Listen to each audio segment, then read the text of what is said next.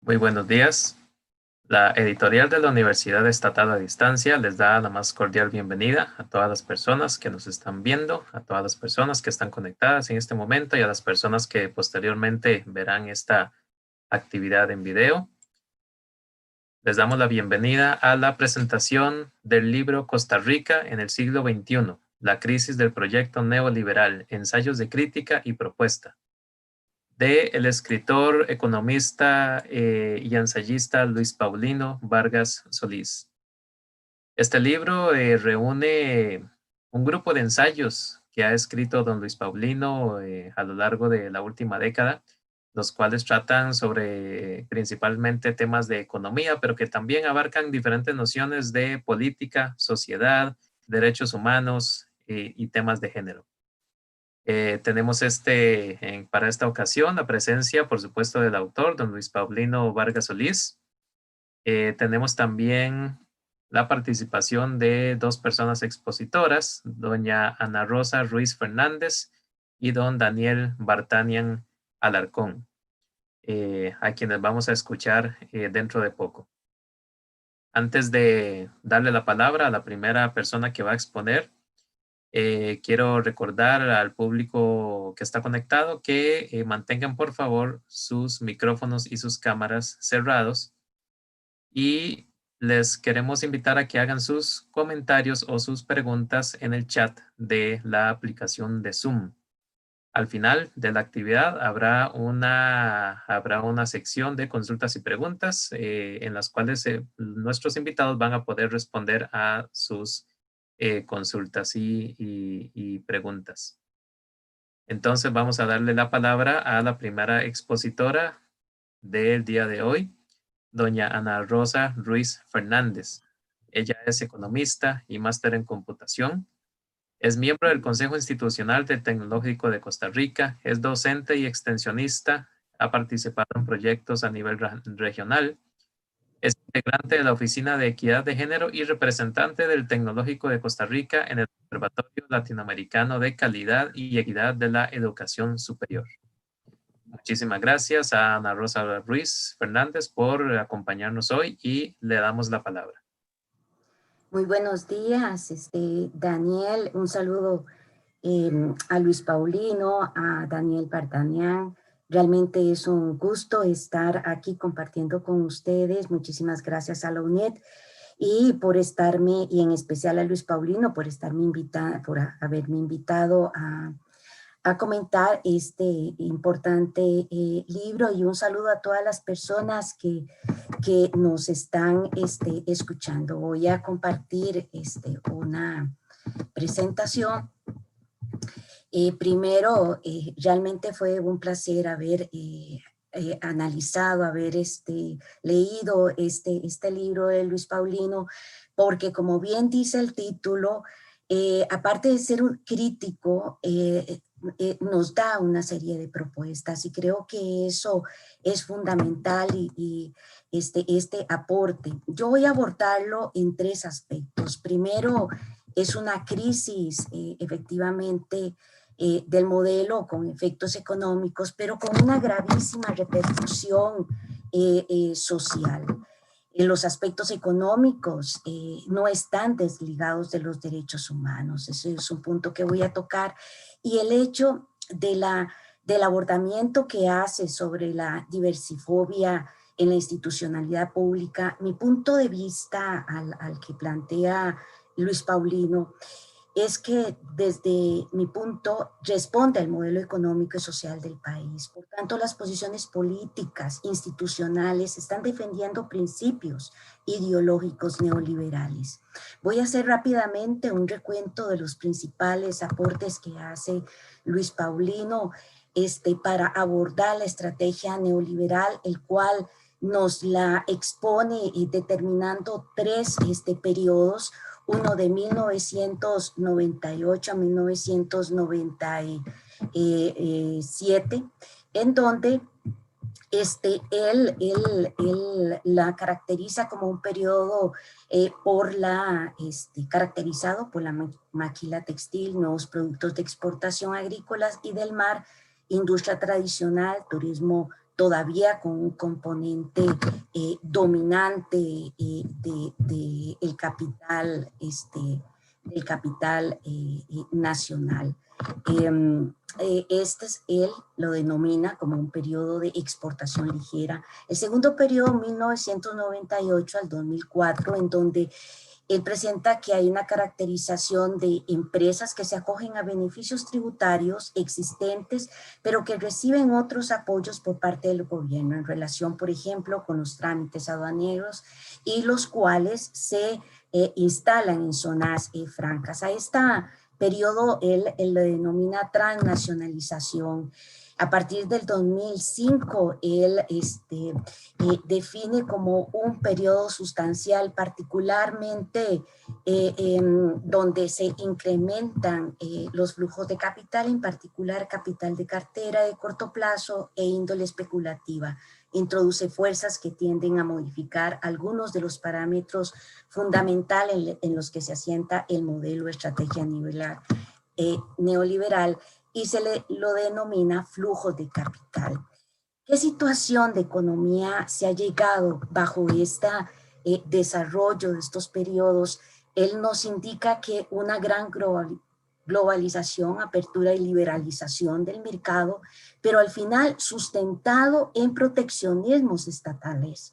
Una apertura libre de ir y venir de los capitales financieros globales, pero por el lado de las personas totalmente deshumanizante. Actividades productivas, unas dinámicas vinculadas al mercado mundial, incluidas el sector financiero, pero ¿con qué características? Con sueldos y salarios relativamente elevados, pero con una capacidad de creación de empleo reducida. Y otras vinculadas al mercado interno con mayor capacidad de creación de empleo, pero con menores salarios y baja productividad. Igualmente, el crecimiento del gasto público con excesivo e insostenible endeudamiento público y un sostenimiento del sector público descansando sobre la tributación proveniente de los sectores y actividades económicas vinculadas al mercado internacional. ¿Qué tenemos entonces al final?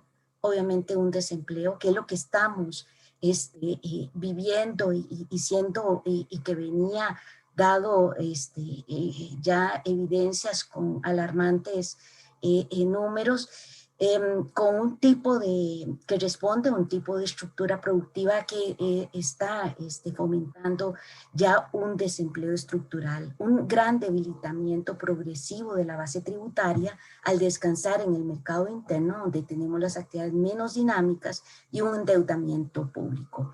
Aquí Luis Paulino nos plantea soluciones, nos plantea propuestas importantes del abordaje sobre el sistema tributario. Mi pregunta es entonces, ¿y la inversión social? ¿Cómo ha quedado la calidad de vida de las personas? Y aquí me quiero ir y vean que estoy partiendo de esos periodos que Luis Paulino nos ha expuesto de esta estrategia neoliberal. Y vean que la inversión social en los 80, vemos aquí al inicio, hay una caída de esta inversión social. Recordemos que es un periodo de la crisis petrolera, de los precios, de la deuda externa. Aquí en este periodo la pobreza se incrementa, la pobreza de ingresos. Afectó el 50% de los hogares, la inversión pública cae, principalmente salud y educación, y vean que en el 2000, de 1984, vean que hay un repunte, se incrementa la inversión real total igual que con respecto al PIB. ¿Por qué eso? Porque hubo un plan de compensación social y vean qué interesante, son 4 factores los que se promovieron en esta época. Primero, preservar el empleo público. Qué interesante, ¿no? Qué interesante bajo esta coyuntura en la que estamos enfrentando. Detener deterioro de poder adquisitivo de los asalariados, subsidios al desempleo y medidas claves en las instituciones de los programas sociales. Ya en 1987, como vemos, ya hay una pobreza que disminuye al 32%. ¿Qué pasa en los 90? En los 90, como vemos, hay recobra la inversión social, principalmente en educación y salud.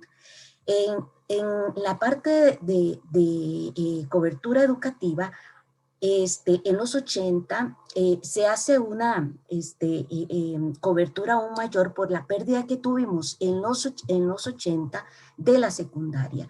Pero vean que es en esta década de los 90 donde logramos la creación de los EBAIS. Y vean qué interesante, principalmente en las zonas fronterizas y zonas rurales. A partir de que se fomentó esta intervención de la inversión social, a partir de políticas universales, si nos vamos a los primeros 3 quintiles, vemos cómo estas políticas institucionales vienen a ser fundamentales. Pero como bien ya en el periodo que nos denomina flujos de capital, Luis Paulino, vean que ya empieza a bajar, ¿verdad? Aquí ya es alarmante cómo políticas universales comienzan, en salud y educación, comienzan a ser afectados. A partir de este panorama podemos aquí ver la inversión social pública real y vemos que ya en los 90, a pesar, no se logra recuperar la inversión social per cápita que mostrando aquí ya una estrategia que no la vamos a ver tan posicionada la inversión social. ¿Y por qué? Porque primero tenemos un contexto de bajo crecimiento económico, restricción fiscal, pero volviendo vulnerable los programas sociales, sin políticas de combate a la pobreza, aquí en este periodo de los 90, sin políticas claras y trabajo institucional disperso, estrategias a corto plazo. Esto principalmente en la distribución en que se dio. Vean que la distribución a nivel de inversión social es educación, es salud, es seguridad social, que estamos hablando de pensiones y programas vulnerables. Y es y a nivel de educación, durante esos 10 años, del 2000 al 2010, hay una mayor expansión concentrada principalmente en educación general básica. Las 2/3 partes son de este ciclo, pero vean, y quiero resaltar, 2009-2010 se logra alcanzar y superar el 6% de el PIB en el Producto Interno Bruto. Resultados finales en cuanto a esta estrategia para el combate de la pobreza, de la desigualdad, pues no. En materia de desigualdad, Costa Rica pasó de una situación que la acercaba a las naciones desarrolladas en la década de los 80 a una más semejante ahora a los países latinoamericanos, la región más desigual del mundo. En la primera década del siglo XXI, el coeficiente mostró niveles claramente ascendentes y superiores a los observados en décadas, y lo vemos aquí, ¿verdad? Como en los 80 tuvimos una pobreza total del 29 y fue con todas las políticas que yo expuse ahora, cómo fue retomando una disminución que iba a la par de una disminución de la desigualdad social. Pero si nos vamos a 1999, vemos nuevamente un repunte del coeficiente de Gini que incrementa. Baja al 2005, pero nuevamente comienza. Y a la fecha tenemos que en el 2019 ya estamos alcanzando un Gini del 0.514, es decir, se mantiene en esa desigualdad, y igualmente la pobreza creciendo. Entonces, en conclusión, efectivamente estamos ante una crisis del modelo neoliberal, pero también una crisis del modelo del Estado social de bienestar, donde los derechos humanos están en gran riesgo. Por eso es que los derechos humanos, como parte fundamental de un crecimiento económico y social, son vitales. Desarrollo económico no puede existir sin derechos humanos. Los derechos humanos son condición sine qua non para tener desarrollo. Si hay derechos humanos universales, entonces debemos preguntarnos por qué existe en el mundo 16,000 niños muriéndose de hambre cada día. Si hay libertad de expresión, ¿por qué hay presos políticos? Si existen derecho a la educación, ¿por qué hay más de 1.000 millones de personas adultas sin leer? Si se abolió la esclavitud, ¿por qué hay 27 millones de personas esclavizadas? Por eso creo que este capítulo que aborda Luis Paulino en términos de la diversifobia, y yo pensaría de un modelo aún más general de diversifobia en la institucionalidad pública, es pertinente. Y es pertinente, y yo considero, y indicaba al inicio, que responde a estos principios económicos y sociales del país. Por tanto, las posiciones políticas están defendiendo esos principios ideológicos neoliberales. Luis Paulino nos dice, este sistema político de Costa Rica está sentado sobre bases de rezago, estigmatización y en última instancia de odio contra las personas sexualmente diversas. Presente de forma extensiva en la cultura, los discursos y las prácticas constitutivas de esa institucionalidad pública. ¿Por qué esa institucionalidad pública presenta estos sesgos, violaciones a los derechos humanos y todo el sistema político nuestro?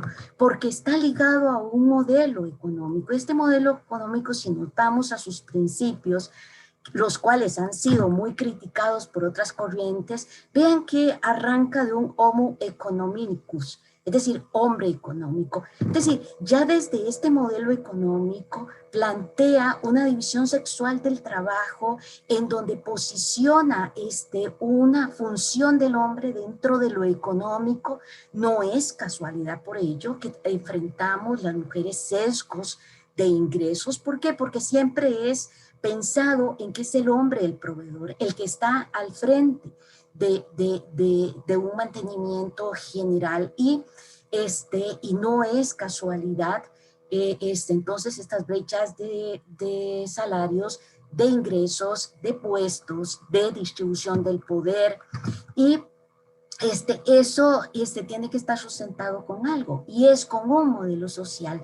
¿Cuál es la base principal de nuestro sistema social? La familia.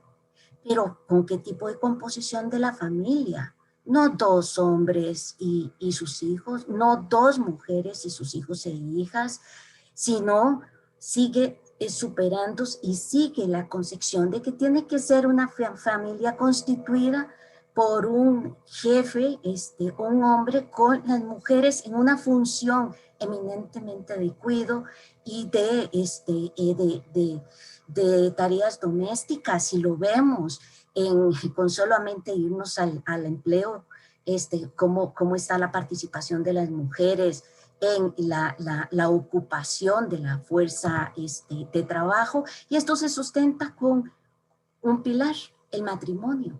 Entonces, sobre esa filosofía, claro que se encuentran todos los enfrentamientos hacia la institución pública. ¿Por qué? Porque está defendiendo este modelo de familia. Igual que el modelo económico, el pilar seguirá siendo la propiedad privada y no colectiva, solidaria, inclusiva, colectiva, que puede estar conformado con hombres y mujeres de una forma colectiva.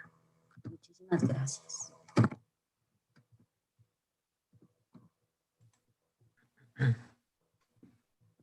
Agradecemos a Ana Rosa Ruiz Fernández por su exposición y su análisis del libro de don Luis Paulino Vargas Solís. Les recordamos a las personas que están conectadas a esta actividad que pueden hacer sus consultas y comentarios en el chat. Y mientras tanto, les solicitamos que mantengan sus micrófonos y cámaras apagados. Vamos a escuchar ahora a nuestro siguiente expositor, que es don Daniel Bartanian Alarcón. Él es economista y magíster en desarrollo económico. Estudió economía en la UCR y obtuvo una maestría en desarrollo económico en el Instituto Di Itela de Argentina, con una especialidad en empleo y administración de empresas públicas. Trabajó en el IICA, en los Ministerios de Trabajo, Agricultura y Economía, y participó en la redacción del reglamento de tarjetas de crédito. Ha sido consultor del Banco Interamericano de Desarrollo, la Universidad EARTH y la Organización Internacional del Trabajo. Le damos la palabra entonces a don Daniel Bartanian Alarcón y le agradecemos muchísimo su participación. Adelante, don Daniel. Muchas gracias, Daniel, y muchas gracias a los colegas de la Universidad Estatal a Distancia por esta oportunidad que tuve de acceder primero al título que está publicando hoy don Luis Paulino Vargas Solís, y gracias también a Luis Paulino por permitirme compartir conmigo ese texto. Creo que el autor de este trabajo propone una lectura crítica de los temas que más nos afectan, y particularmente de los problemas económicos. Para ello, Luis Paulino aborda dos vertientes. Por una parte, nos presenta indicadores a partir de datos duros que caracterizan las principales variables en un contexto de fuerte avance de las políticas neoliberales, y por otro lado, realiza un análisis del estado de situación luego de 25 a 30 años de afianzada la estrategia neoliberal. Tal vez la parte más importante del enfoque que nos propone el doctor Vargas Solís es que orienta sus conclusiones hacia la evaluación de los resultados que tuvo y tiene el desempeño económico, pero en las mismas variables que más preocupan al pensamiento neoliberal sobre la conducción de la política económica, es decir, las finanzas públicas y el déficit fiscal.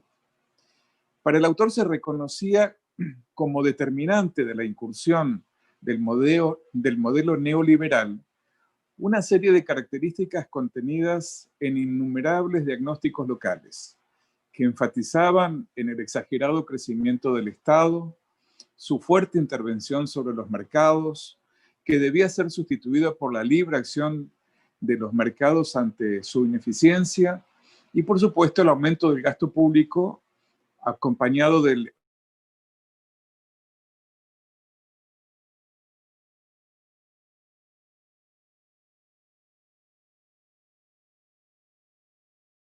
dificultades en su expansión y no podría trascender de las fronteras locales y centroamericanas.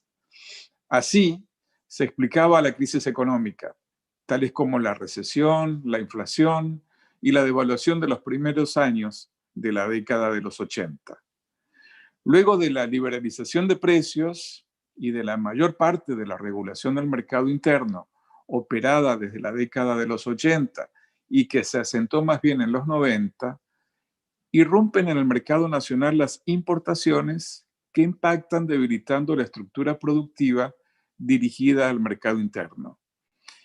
Y la afluencia también de capitales provenientes del exterior para establecerse en un fuerte mercado financiero privado, así como colaboraron con la diversificación de las exportaciones desde enclaves libres de impuestos. En ese contexto, el desarrollo del mercado interno se limita a una expansión comercial y el crecimiento de las actividades de servicios acompañadas del turismo, que a duras penas permitía sostener los niveles de empleo sin mejoras significativas en los niveles de pobreza. Cabe notar adicionalmente que la fuerte influencia de la economía internacional sobre el desempeño local tuvo algunas repercusiones importantes, como el movimiento cíclico de la producción nacional, que mejoró su desempeño con tasas de crecimiento de la producción por encima del 5% anual durante periodos de 3 a 5 años, pero seguidas con caídas por periodos similares en la tasa de crecimiento, y la aparición notable de capitales especulativos de corto plazo, que llegaron a superar la inversión extranjera directa a partir del 2005 aproximadamente. El particular cambio que tuvo el modelo económico de Costa Rica para el autor se fue afianzando de manera indiscutible a lo largo de los últimos 30 o 40 años, lo cual obviamente va acompañado de cambios políticos importantes. Pero el doctor Vargas Solís no sucumbe a la idea de cuestionar el modelo con base en las variables políticas, sino que, fiel a su formación académica y profesional, prefiere examinar con cuidado el contexto internacional, tanto del neoliberalismo como los enunciados de los organismos internacionales que nutren ese modelo, a pesar de sus repercusiones poco favorables en el entorno mundial.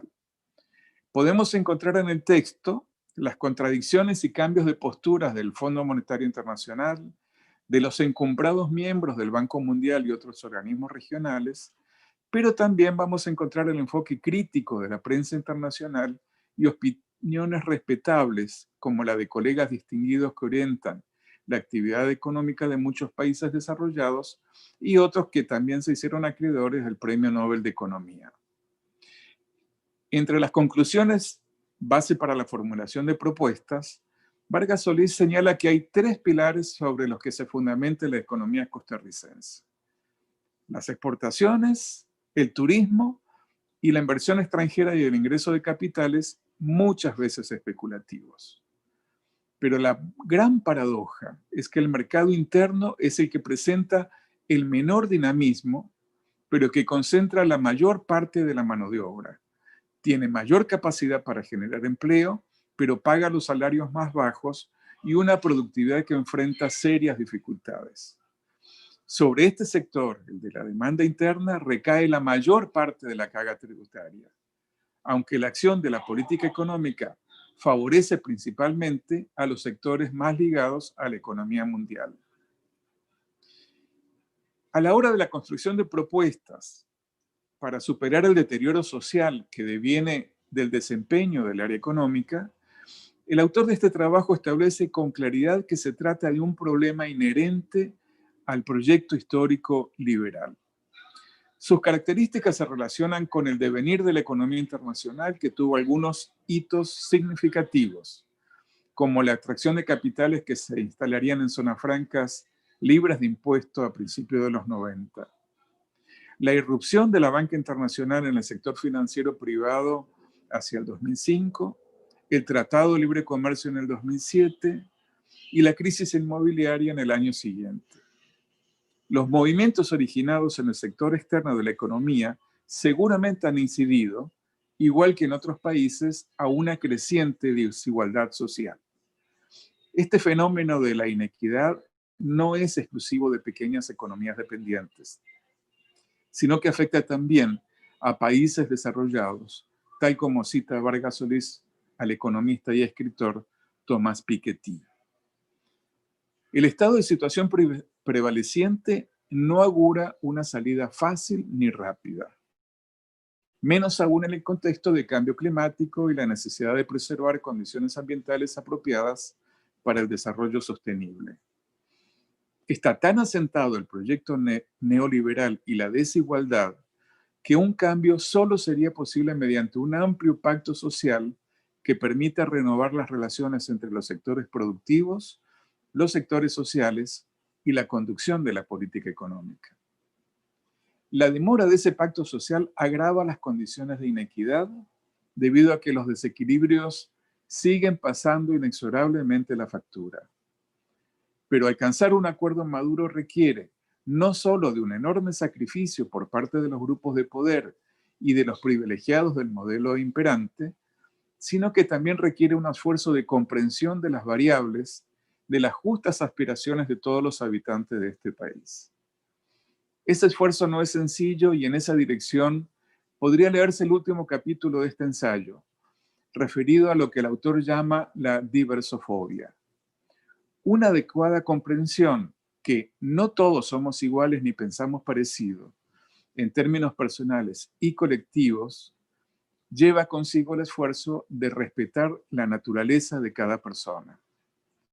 A partir de su experiencia, el doctor Vargas Solís llama la atención sobre un aspecto de la convivencia que lo trasciende.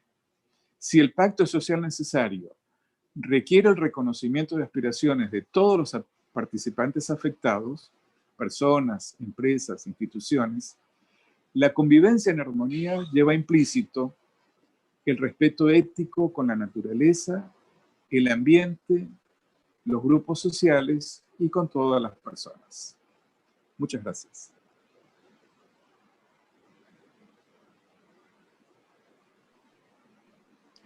Muchísimas gracias a don Daniel Vartanian por su participación y por sus palabras con respecto al libro de don Luis Paulino Vargas Solís, perdón. Y ahora vamos a darle la palabra pues al autor del libro, ¿verdad? Del libro que nos convoca el día de hoy, don Luis Paulino Vargas Solís, quien es economista y catedrático universitario. Él ha trabajado en la Universidad Estatal a Distancia desde 1982 en diferentes cargos como profesor, investigador, como director del Centro de Investigación en Cultura y Desarrollo desde el año 2010. Este centro pertenece a la Vicerrectoría de Investigación. Como director de la revista Rupturas desde el año 2011, revista que pertenece a este mismo centro. Ha sido miembro del Consejo Universitario de la UNED desde en el periodo 1990 a 1995. Además, don Luis Paulino ha sido profesor de la Universidad de Costa Rica y la Universidad Nacional. Ha sido un destacado conferencista en foros nacionales e internacionales, consultor en organizaciones no gubernamentales, así como en la Asamblea Legislativa y en la Defensoría de los Habitantes. Además, ha sido un destacado activista en las luchas por los derechos humanos, en especial las poblaciones LGBTI+ de Costa Rica, y ha emprendido una importantísima labor de divulgación a través de artículos, ensayos y una activa presencia en redes sociales sobre temas económicos, sociales, políticos y de derechos humanos. Además, es ganador del premio Aquileo J. Echeverría en el año 2010 por su libro La llave y el candado, Realidad e ideología de la propiedad intelectual, un libro editado por nuestra editorial en el año 2010. Pues nos honra muchísimo contar con la presencia de don Luis Paulino el día de hoy y nos complace mucho estar llevando a cabo esta actividad de presentación de su libro. Por lo tanto, le damos la palabra a don Luis Paulino. Adelante.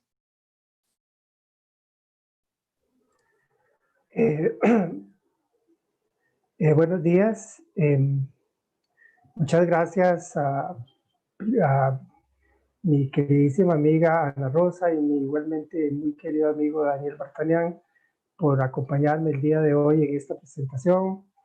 De Daniel, pues tengo el recuerdo de los días de universidad, que compartimos aulas en algún momento y pasillos también de la Facultad de Ciencias Económicas hace algunos cuantos años que me voy y nos ponemos a contarlos.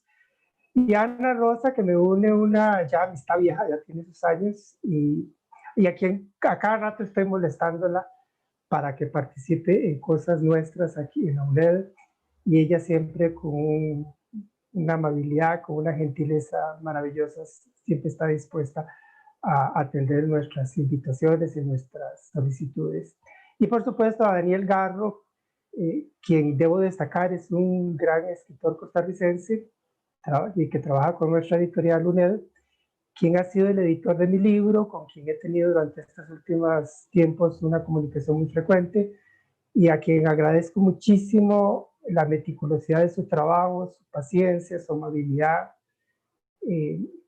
Yo sé que si el libro tiene algún mérito, espero que lo tenga, mucho se debe al trabajo excelente de Daniel.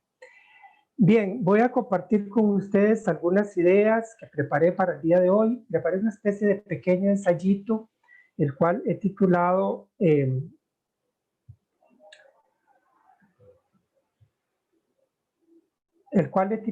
la siguiente forma: El dolor y la intuición como materia prima de la ciencia. Presentación de mi libro Costa Rica en el siglo XXI, la crisis del proyecto neoliberal, ensayos de crítica y propuesta. El libro que hoy presentamos reúne un conjunto de artículos o ensayos que elaboré, publiqué y difundí a lo largo de aproximadamente unos 6 años, entre 2011 y 2017 más o menos. Cada artículo o ensayo solo fue modificado por este servidor en aquello que consideré realmente indispensable, me interesó que, en lo posible, cada uno se mantuviese fiel a su formato y contenidos originales. Quise que fuese así por dos razones principalmente: como una forma de evidenciar la continuidad y a la vez la evolución que experimentaban los planteamientos que formulo alrededor de algunos temas económicos clave, y también como una forma de evaluar en retrospectiva si lo planteado era certero y en qué grado. El primer capítulo de este libro nace de un artículo que se publicó originalmente en 2011 en la revista Rupturas del Centro de Investigación en Cultura y Desarrollo, el CICDES de la UNED, donde a su vez ese artículo plasmaba una inquietud que me surgió en diversas exposiciones que hice ante diversos públicos allá por finales de 2010 e inicios de 2011. En esas ocasiones me llamó la atención observar que el tipo de cambio colón-dólar había entrado en un territorio de sobrevalorización, siguiendo una tendencia que empezó a manifestarse a finales de 2005, que se revirtió parcialmente durante parte de 2009 como efecto derivado de la fase aguda de la crisis económica mundial, pero que luego retomó vigencia. Aquella percepción, en principio más una intuición que una certeza, no podía ser considerada como un hecho accesorio ni secundario y adquiría mayor relevancia puesto que se mostraba como una tendencia sostenida. El caso es que no solo era un comportamiento completamente atípico de la tasa de cambio real colón-dólar, algo no visto en casi un cuarto de siglo, sino, lo que es más importante, ello alteraba uno de los parámetros fundamentales que caracterizaban y daban orientación y forma al proyecto económico o estrategia de desarrollo vigente. Esta última había hecho de la inserción en la economía mundial el eje central que dinamizaba y regulaba la evolución de la economía costarricense. Un eje que a su vez tenía forma de tridente: fomento a las exportaciones, fomento del turismo y apertura total a las importaciones. Es decir, era una propuesta centrada en la producción para los mercados externos y el comercio de importación, en cuyo contexto los flujos de inversión jugaban un papel complementario, pero no central. Esto, como luego lo indicaré, cambia a partir de 2005. La sobrevaluación del colón alteraba completamente el esquema. Ponía en riesgo el aparato exportador y de turismo, pero también el mercado interno, al someterlo a una competencia incrementada por parte de los productos importados competidores de los de producción nacional. Subyacían a este movimiento del tipo de cambio incrementados flujos de capital, tanto inversión directa como inversión de cartera, o sea, inversión especulativa y financiera, cuya tendencia creciente había empezado a experimentarse desde 2005, reflejando tanto las condiciones especulativas que prevalecían en ese momento a nivel mundial, dominadas por las grandes mareas de capitales que se movían alrededor del planeta, como también la institucionalidad vigente a lo interno de Costa Rica, donde se había establecido un régimen de irrestricta libertad de movimientos de los capitales. Esa tendencia, como ya indiqué, se cortó momentáneamente a fines de 2008 y parte de 2009 durante la fase más cruda de la crisis económica mundial, pero se restableció ya hacia finales de 2009, una vez la situación empezó a estabilizarse en las grandes economías del norte. En los años inmediatos posteriores tendió incluso a agudizarse con una marea de capitales financieros especulativos especialmente incrementada.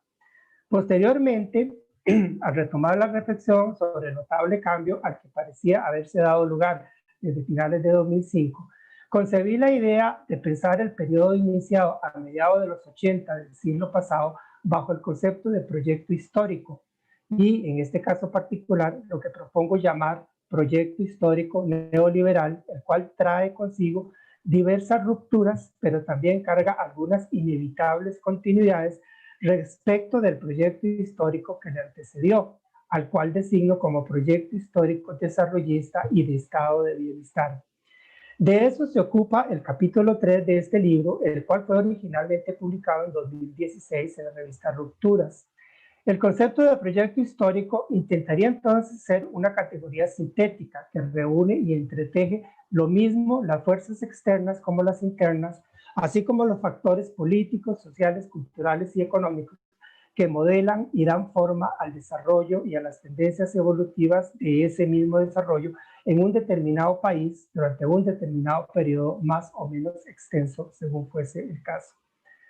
Al designarlo como neoliberal, resalto no tanto el discurso librecambista y antiestatista, el cual tan solo constituye su cubierta externa, sujeta, por cierto, a muchas licencias en la práctica política concreta, cuando sobre todo con ello hago referencia a la imposición de un determinado ethos que gradualmente se difunde y echa raíces en nuestra cultura y forma de vida. Es algo que tiene que ver lo mismo con una cultura hedonista de consumismo y despilfarro y centrada en un individualismo insolidario, como sobre todo con la exaltación acrítica y la mistificación de hecho de la riqueza material, del poder económico y de los muy ricos, como donde estos muy ricos son presentados como una especie de casta elegida, extirpe de semidioses a los que la sociedad en pleno estaría obligada a rendirles tributo y homenaje. Este proyecto histórico neoliberal corresponde al periodo que inicia en Costa Rica hacia mediados de los años 80 del siglo pasado y se extiende hasta la actualidad. Al reflexionar sobre este asunto, creo entonces observar tres fases en la evolución de ese proyecto. La primera, entre 1984 y 1997, centrada en exportaciones ligeras, es decir, exportaciones relativamente poco elaboradas desde el punto de vista tecnológico, incluyendo manufacturas y nuevas exportaciones agropecuarias y del mar, complementadas por una actividad turística todavía relativamente incipiente y en gran parte en manos de empresas nacionales. La segunda etapa inicia hacia 1998 con la llegada de Intel, lo que marca un viraje clarísimo hacia la atracción de inversiones transnacionales de alta tecnología ubicadas en zona franca, lo que se ve acompañado de cambios en el sector turismo y las finanzas con la presencia creciente de grandes cadenas hoteleras y de bancos transnacionales. Esta segunda fase sería relativamente breve, ya que, según creo observarlo, iniciaría una tercera fase hacia finales de 2005. Sin que desaparezcan los rasgos heredados de las dos fases anteriores, el cambio fundamental está aquí asociado a lo que al principio comenté, la significativa alteración en algunos de los parámetros fundamentales de la estrategia de desarrollo derivados de la gran afluencia de capitales extranjeros. Retomo el análisis de esta tercera fase del proyecto neoliberal en el capítulo 4 del libro, el cual en principio nació como mi contribución a un libro que un colega economista quería publicar con aportes de varias personas. Como este proyecto de ese colega finalmente no se concretó, aquel artículo que en aquella oportunidad preparé ha venido a acomodarse finalmente en este libro. Al profundizar en esta fase posterior a 2005, planteo la tesis de que se trata de una etapa de financiarización de la economía costarricense. Es decir, la fuerza dominante que controla las evoluciones de la economía son las finanzas, o sea, y por lo tanto, una fuerza invisible que actúa subrepticiamente, pero que tiene consecuencias fundamentales, las cuales se hacen sentir más claramente en el periodo que inicia en 2009 y cuanto menos hasta inicios de 2020. Lo planteo así, poniendo los inicios de este año como puntos de corte provisional, puesto que sin duda la pandemia del COVID-19 ha traído consigo grandes perturbaciones y de momento no tenemos claro qué reorientaciones podría experimentar el desarrollo del país a partir de esta compleja y penosa situación. Es sintomático de este periodo de financiarización de la economía que la riqueza en su expresión puramente financiera se incremente sustancialmente a un ritmo muy superior al crecimiento de la economía, lo cual va paralelo al incremento de los flujos de capitales y de la acumulación de reservas en moneda extranjera en poder del Banco Central. Entre tanto, y de forma similar, la colocación de crédito al sector privado crece mucho más rápidamente que la producción nacional y ese crédito tiende a concentrarse hasta en más del 60% del total en los hogares, ya sea orientado a la vivienda o al consumo. Hay, por lo tanto, un incremento sustancial de la deuda de personas y familias, mientras el crédito orientado a la producción es una porción minoritaria dentro del total del crédito y queda sujeto a altísimas tasas de interés que lo vuelven inalcanzable para porciones sustanciales de la planta empresarial y productiva del país. Todo lo cual a su vez opera sobre el telón de fondo de una sostenida revalorización del tipo de cambio. En todos los casos son tendencias que empiezan a manifestarse con relativa antelación, algunas al puro inicio del nuevo siglo, otras a partir de 2005 o 2006. En particular, sus efectos sobre el tipo de cambio, parámetro fundamental de toda la estrategia económica del proyecto neoliberal, empiezan a darse desde fines de 2005. Todos estos movimientos anteceden a la emergencia del problema fiscal, el cual empieza a manifestarse en 2009 y tenderá a agravarse gradualmente en los años sucesivos. Es extremadamente simplista y burdo atribuir la problemática situación general de la economía a la cuestión fiscal, cuando la evidencia sugiere poderosamente que el problema fiscal simplemente es un síntoma que hace manifiesto problemas subyacentes más profundos instalados en el propio sistema productivo. Esos problemas de fondo de carácter estructural tienen que ver con el freno en el avance de la productividad y la pérdida de competitividad de la economía asociada a un síndrome que se diversifica en diversas manifestaciones problemáticas, todas estrechamente relacionadas entre sí. El predominio del negocio financiero, el pronunciado sesgo de la acumulación de riqueza hacia formas puramente financieras, el clarísimo freno a la inversión productiva que también frena la modernización tecnológica y la elevación de la productividad de la economía, y todo ello sobre el telón de fondo de un tipo de cambio que se volvió crónicamente sobrevalorizado. La mayor parte de la economía, de la que depende con enorme diferencia la mayor parte del empleo y el sostenimiento de las finanzas públicas, queda atrapada en una especie de equilibrio patológico de baja productividad, mientras un sector transnacionalizado y de alta productividad que recibe generosos subsidios fiscales disfruta de una bonanza casi permanente, pero en un estado de casi total aislamiento respecto del resto de la economía costarricense.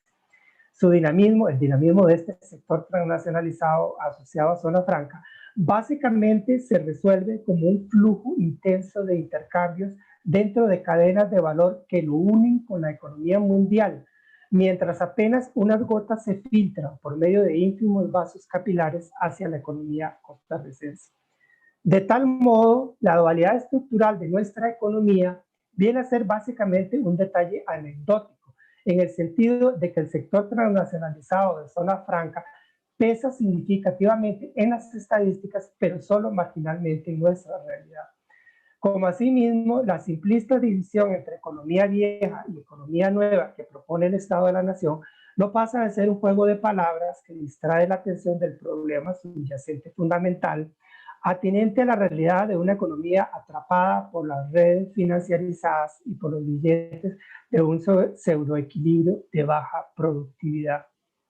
Esa situación de debilidad fundamental que atrapa a la economía costarricense explica la anemia crónica que la caracteriza desde 2009 en adelante, cuando los índices promedio de crecimiento de la economía se desploman más de un 35% por debajo de los estándares históricos del propio proyecto neoliberal correspondiente al cuarto de siglo comprendido entre 1983 y 2008.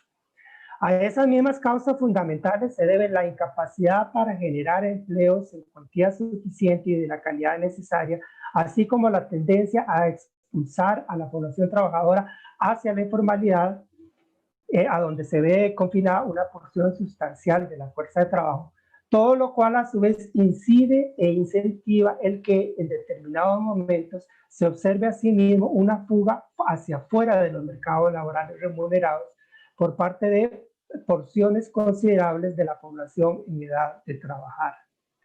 Todo esto ayuda además a entender la situación de aguda desventaja y discriminación en que han sido colocadas las mujeres, con ingresos sistemáticamente inferiores, lanzadas al desempleo, el subempleo y la informalidad en mucha mayor proporción, o totalmente excluida de los mercados de trabajo remunerado fuera del hogar, lo cual suma a la doble o triple jornada que su obligación de cuidadoras les impone.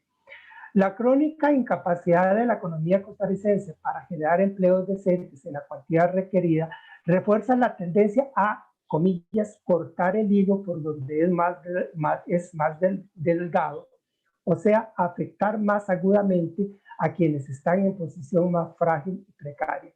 Ello golpea duramente a las mujeres y a otros grupos vulnerabilizados de nuestra sociedad, como las personas migrantes, la población indígena, las personas LGTBI, las personas mayores y las personas con discapacidad. En ese contexto, es posible también comprender las causas de fondo que subyacen al problema fiscal.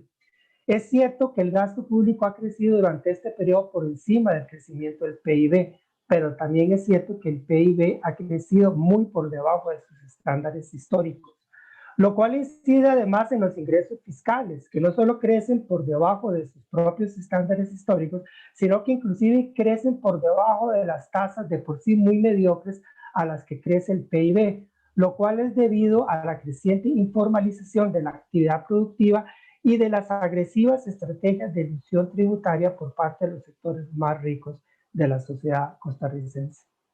En el capítulo 2 de este libro, de mi libro, trato de contextualizar la situación de la economía costarricense a la luz de las perdurables secuelas derivadas de la crisis económica mundial de 2007-2009. Propongo diversas ideas al modo de invitación para la discusión sobre la necesaria reorientación del modelo económico en aplicación. Creo que hay ahí ideas que, a la luz de la crisis actual derivada de la pandemia, resulta incluso más necesario retomar. Otros apartados del libro adelantan propuestas de política frente al problema fiscal. Algunas de estas las elaboré en diálogo con colegas que mucho aprecio y a quienes agradezco el espacio de intercambio que me concedieron. En particular menciono tres: Francisco Solano y dos jóvenes economistas, Pablo Abarca y Douglas Montero. Creo que no pocas de las ideas ahí planteadas conservan plena validez, como asimismo dibujan una ruta progresista distinta de la opción regresiva y destructiva que hoy tiende a imponerse. En su conjunto, este capítulo nació en los últimos meses de 2015 y los primeros de 2016. Contemplado en retrospectiva, me siento satisfecho por lo que en su conjunto quedó planteado en este libro. Espero no pecar de inmodestia si digo que tengo la impresión de que logré apuntar algunos aspectos clave de la realidad de nuestra economía en estos dos primeros decenios del siglo XXI. Estoy claro que mis tesis difieren ampliamente de las que son hoy dominantes y circulan regularmente en nuestro medio, lo cual me pone en clarísima desventaja. Estoy persuadido que son planteamientos que se alejan de los simplismos usuales hoy prevalecientes. Exigen por ello no solo una lectura más atenta, sino también, y quizá principalmente, el interés por desmarcarse de los lugares comunes y las frases cajoneras que hoy atiborran el sentido común dominante en nuestra sociedad. Hay un último capítulo en mi libro, el capítulo 6, cuyo contenido difiere del resto. El tema es muy otro, no de carácter económico. Toca más bien una problemática sociocultural y política. No entraré en detalles sobre este capítulo, queda como provocación para quien pudiera sentirse interesado en leerlo. Tengo claro que ese sexto capítulo es disonante con los otros 5. Aún así, quise incluirlo por una razón que resumo de la siguiente forma.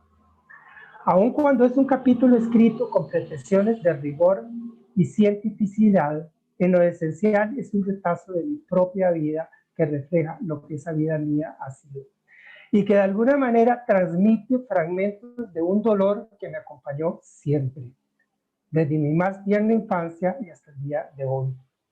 Pero un dolor que me enseñó a luchar y a resistir y sin el cual hoy no sería, con mis muchos defectos y mis muy poquitas cualidades, el ser humano que soy.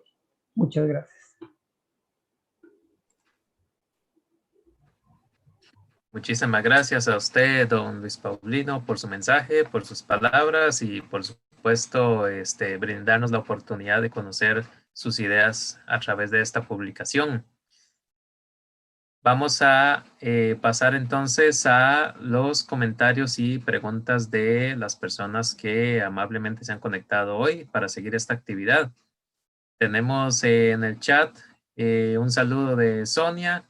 Dice, buenos días, sigo a don Luis Paulino. Gracias por compartir este día tan importante. Don Alejandro Chacón Porras dice, un académico serio y comprometido. Felicitaciones a Luis Paulino por un aporte más al debate y la política nacional. Gidu Rojas Jiménez dice, saludos cordiales de parte del Encuentro Progresista. Y tiene la siguiente consulta. Gidu Rojas Jiménez tiene la siguiente consulta dirigida a las 3 personas expositoras de hoy. Procedo a leer la pregunta. Dice, ¿podrían desarrollar más la vinculación entre lo que llaman modelo patriarcal, capitalismo dependiente y Estado social de derecho?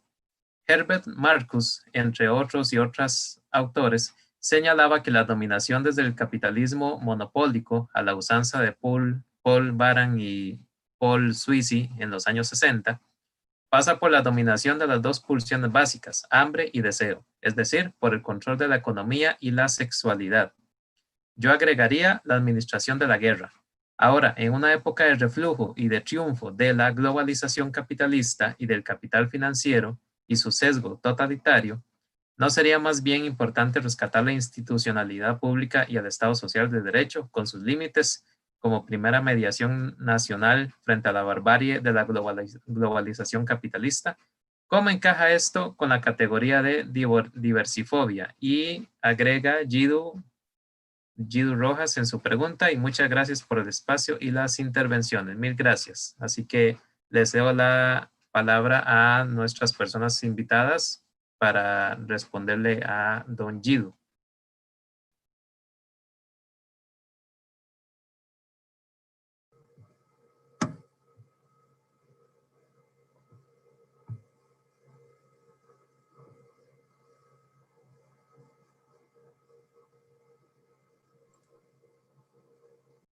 Don Daniel Bartanian, creo que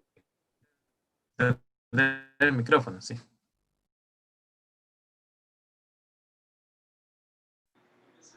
Creo que ahora sí.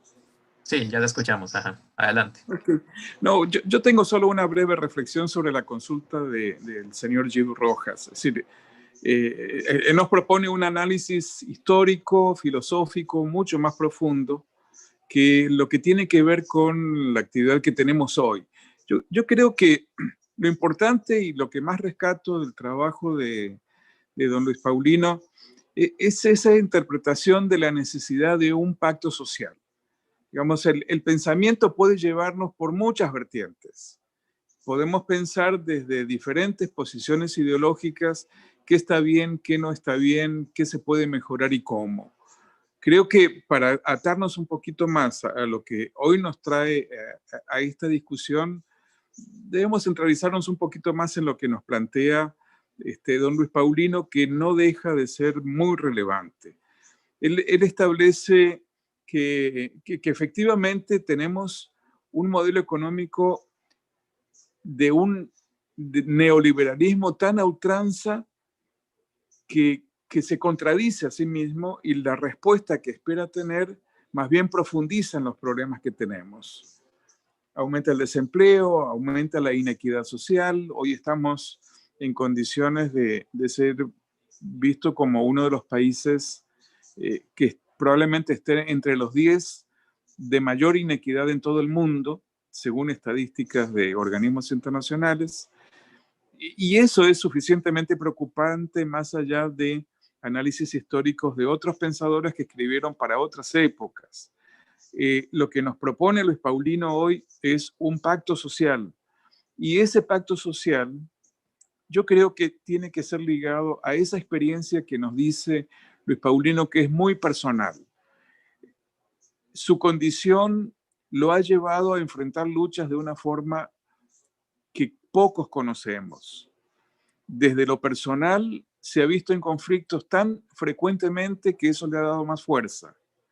Pero hoy nos dice que esos conflictos personales que enfrentamos tienen que ser resueltos a través de un pacto social en que reconozcamos toda la diversidad que tenemos. Tenemos diversidad sexual, tenemos diversidad cultural, tenemos diversidad étnica, tenemos diversidad de nacionales y extranjeros, nacionalizados o no, que están participando en las fuerzas productivas y son determinantes también del acuerdo social y de la paz que todavía tenemos. Sin enfrentar ese pacto social, difícilmente podremos salir adelante, y ese pacto social requiere un adecuado y elevado respeto por las personas y por los grupos sociales que pensamos diferentes unos de otros. No hay uno que sea mejor que otro, no hay uno que pueda imponerse sobre los demás. El pacto social para vivir en armonía, con respeto, requiere que nos pongamos de acuerdo. Y nos ponemos de acuerdo con base en nuestras experiencias propias, las personales, las oportunidades que nos brinda la sociedad y el modelo de producción.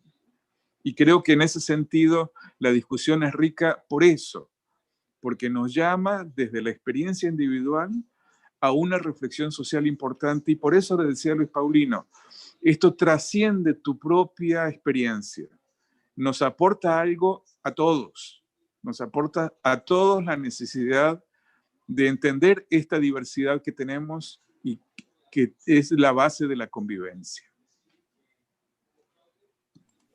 Bien, muchas gracias, don Daniel Vartanian. Doña Ana Rosa Ruiz, adelante.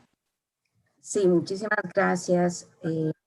Allí Rojas, me parece importantísima su pregunta, porque efectivamente yo sí considero que si vamos a abordar la crisis neoliberal de este tipo de economía, no solamente es yéndonos a explorar la evolución de cómo se ha desarrollado la estructura productiva en sus actividades, cómo han funcionado los capitales, cómo ha funcionado el papel del Estado, sino bajo qué modelo social se ha sustentado. Un modelo que efectivamente, lo puse ahí, el patriarcal. Por eso es que yo no veo desligado el último capítulo de Luis Paulino con todo el abordaje económico. ¿Por qué? Porque ¿cuál es la raíz de esta desigualdad? No es solamente por una razón económica y que ha implicado un desempleo, que ha implicado que las poblaciones cada vez menos tienen posibilidades de acceso a servicios básicos fundamentales, sino que es porque está radicado dentro una división sexual del trabajo, sexual del trabajo con un patrón de familia, de personas trabajando y actuando tanto en la vida de una economía monetaria como en una economía totalmente invisibilizada que ha sido la de cuidos y la de ese trabajo no remunerado. Cuando hablamos de los datos de desempleo, claro que son superiores en las mujeres. ¿Por qué? Porque estamos todavía enfrentados a esa división del trabajo. Entonces, no es una cuestión de que no hay una demanda de empleo para mujeres solamente, sino que es que además hay una demanda de cuidos. Si nos vamos a los datos, estamos hablando que la población económicamente activa, tenemos un porcentaje altísimo de personas que están fuera del mercado laboral. Y sorpresa, de ese 1 millón y resto de personas, 1 millón y resto son mujeres. ¿Y por qué? Porque hay una demanda del cuidado. Eso ha sido descuidado dentro de una concepción de economía. La economía se ha visto solamente en el intercambio de bienes y servicios y se ha visto en función de esos mercados, de esa economía de mercado. Pero por el otro lado, a la par, tenemos trabajando también dentro de nuestra sociedad otra economía que es un intercambio de bienes y servicios, pero ojo, son no remunerados. Entonces, si queremos abordar las raíces, si queremos enfrentar cuál es esta crisis, y no solamente la crisis de una economía neoliberal, estamos también con una crisis, como decía y como indicaba, del Estado social de derecho. ¿Por qué? Porque se le está pidiendo, vean lo que actualmente están pidiendo los sectores empresariales, y es que nos focalicemos en una reducción del Estado. ¿Qué significa eso? Estamos hablando de un Estado que va a estar facilitando meramente una dinámica de mercado, seguir con los incentivos, seguir con una serie de beneficios a un sector productivo que, como ya vimos, a pesar de que décadas se le ha fortalecido, no está dando resultados sociales que realmente estén mejorando la distribución de riqueza. El índice de Gini, eso es lo que nos dice. Se está paulatinamente concentrando más la riqueza. La pregunta es, ¿con quiénes? Y esos quiénes están aportando al desarrollo del país. Y como en el libro de Luis Paulino lo resalta, el sistema tributario está en función de actividades que están vinculadas al mercado interno y que son, como ya dije, las que generan más empleo, pero además las que menos pagan y que además tienen una baja productividad. Eso también lo ha estado diciendo el Estado de la Nación. Entonces, hay una vinculación. Hay una vinculación porque estamos hablando de sectores totalmente excluidos, sin ser considerados. Y por eso el último capítulo que plantea Luis Paulino lo considero totalmente vigente dentro de esa lógica. Tenemos que ir más profundamente y ligar los aspectos económicos con los sociales.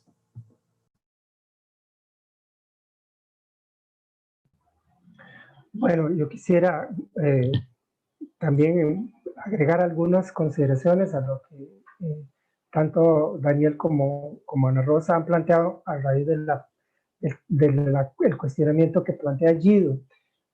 El cuestionamiento de Guido a mí me hace reflexionar sobre algunas cuestiones que observo en la realidad actual de Costa Rica que me preocupan, me angustian profundamente. Por un lado, digamos, yo como economista, como académico, me veo enfrentado a una situación donde pareciera que la racionalidad, digamos, la herencia ilustrada de la racionalidad cae en desgracia, ¿verdad? Y parece mentira, a estas alturas del siglo XXI tenemos que defender y recuperar, rescatar ese principio que reivindica la racionalidad humana que lo heredamos de la Ilustración del siglo XVIII, porque de pronto nos encontramos con una serie de respuestas frente a la crisis que tienen cualquier cosa menos racionalidad. Es algo irracional, es algo que responde a una ideología muy estrecha, pero muchas veces a una serie de pasiones ahí muy básicas, una serie de odios que parecen inspirar muchas de las propuestas que se están formulando. Y de pronto resulta que la discusión racional, la conversación racional no se puede llevar adelante. Uno trata de plantearlo en los términos serios, respetuosos, incluso moderados, cuidando mucho el lenguaje, y resulta tremendamente difícil lograrlo. Se topa una y otra vez con el vallar, el obstáculo de reacciones, digámoslo así, biliosas y gadosas, para nada racionales, inspiradas por mucho odio y que entonces derivan en el insulto, en la descalificación, en el ataque, en una cosa enfermiza, digámoslo así. Eso es parte de la problemática que estamos enfrentando en este momento. De pronto nos topamos con esa clase de barbarie a estas alturas del siglo XXI, y dentro de esa barbarie entonces una idea acerca de la crisis que lo que nos dice es que la crisis se resuelve a punta de castigo, de sufrimiento, de silicio, de autoflagelación. Es una especie de concepción, yo no sé si religiosa, deriva mucho de lo que dije antes, como prevalece una visión barbárica, porque no hay otra palabra, irracional, pulsional, instintiva de alguna manera, emocional en el peor sentido de la palabra, porque lo emocional podría también tener una connotación positiva, en este caso no. Probablemente derivado de eso, pues entonces resulta que estamos ante una serie de propuestas frente a la crisis, que son propuestas que una y otra vez te reiteran lo mismo. La crisis se resuelve como una especie de... para resolver la crisis te dicen hay que pasar por un purgatorio. Tenemos que pasar por un purgatorio para limpiar un montón de pecados que presuntamente traemos del pasado. Alguna gente es más pecadora que otra, entonces esa gente más pecadora va a tener que ser sometida a un castigo aún más violento, más crudo. Esa es un poco la realidad que yo siento que vivimos hoy día. Y que es una reflexión que me suscita a partir de lo planteado por Guido, que de alguna manera pues también tiene mucho que ver con lo que planteaba Ana Rosa, porque en este contexto ciertamente, en este contexto donde la crisis se trata de afrontarla no aliviando el sufrimiento que la crisis trae, sino incrementando ese sufrimiento, hay sectores que inevitablemente tendrían que soportar un sufrimiento más grande y los sectores más vulnerabilizados serían los más afectados entonces. Los sectores más pobres de la población, más carenciados y los grupos más vulnerabilizados, incluyendo a las mujeres. Como un caso que bien sabemos, sobre todo mujeres en situación muy precaria, como pueden ser las mujeres que son jefas de hogar y que son mujeres solas, ¿verdad? Entre tantas situaciones de precariedad que mujeres y otros sectores vulnerabilizados se enfrentan, que son también los sectores que frente a ese tipo de estrategias que se plantean ante la crisis, serían los sectores más duramente golpeados. Pero también ello conecta con lo que decía Daniel acerca de la urgencia de un pacto social absolutamente urgente, valga la redundancia, absolutamente urgente, de un pacto social que, por un lado, reparta costos en una forma realmente equitativa, pero que además sea capaz de alumbrar un camino racional para salir de la crisis. Un camino que tenga la sensibilidad necesaria, que se asiente en esos criterios de solidaridad, de justicia, de acompañamiento, de amor, digámoslo así, que hacen falta frente a esta situación de crisis, pero que sea animado por un espíritu de racionalidad para buscar soluciones serias, fundamentadas, que minimicen los costos, que los repartan equitativamente, que creen las condiciones para superar la crisis, para superarla en sentido progresivo, para salir mejores de la crisis, para tener una mejor economía, una mejor sociedad, un mundo más justo y más equitativo, más participativo, para finalmente tener una mejor vida, que eso es lo que interesa, una mejor condición de vida, una vida más digna, una vida más disfrutable, una vida con mayor bienestar social y humano. Bueno, es lo que yo plantearía, no quiero extenderme más, lo que yo plantearía a partir de lo que Guido planteó, pero también un poco tratando de aprovechar lo que Ana Rosa y Daniel plantearon. Muchas gracias, don Luis Paulino. Gracias a los tres por sus respuestas. Tenemos varios comentarios en YouTube también, que nos están siguiendo en YouTube, en vivo. Tenemos uno de Alexander Castillo que dice excelente aporte. Andrei Pineda dice muchas felicitaciones. Paulo Coto Murillo dice felicitaciones Luis Paulino, gracias por el aporte. Dagoberto Núñez Picado dice gracias a Luis Paulino, su aporte a la categoría de proyecto histórico neoliberal, asimismo la noción de diversifobia, también de su cosecha. Tenemos una pregunta de Ítalo Fera Fallas, dirigida a doña Ana Rosa Ruiz. Dice don Ítalo, Como consecuencia del análisis histórico de la completa y correcta caracterización de la crisis socioeconómica analizada por Luis Paulino en su propuesta del nuevo contrato social, ¿por qué indica que los sectores dominantes del poder económico deben sacrificarse para una justa salida a la crisis y cuál sería ese sacrificio? Don Ítalo Fera Fallas es sociólogo y extensionista pensionado de la UNED. Entonces, doña Ana Rosa. Gracias. Más que sacrificio, yo en lo personal y con grupos principalmente de mujeres feministas, hemos planteado más bien dos ejes, pero partiendo de un concepto diferente de economía. Es decir, una economía que si la vemos en la economía de mercado, tratemos de lograr un equilibrio de poderes. ¿Por qué? Y en el documento de Luis Paulino, y que se ha resaltado aquí varias veces, hemos estado fortaleciendo solamente un motor, el motor de las actividades vinculadas a lo externo, a la globalización. Entonces, ¿cuál es el equilibrio que buscamos? Que realmente se estén políticas bien claras con respecto al fortalecimiento, al mejoramiento de la productividad, a un mayor posicionamiento del mercado interno. Es decir, lleguemos a equilibrios, veamos el panorama, como bien nos lo ha expuesto Luis Paulino. Entonces, desde esa economía de mercado hay dos motores que tenemos que ver cómo lo reforzamos.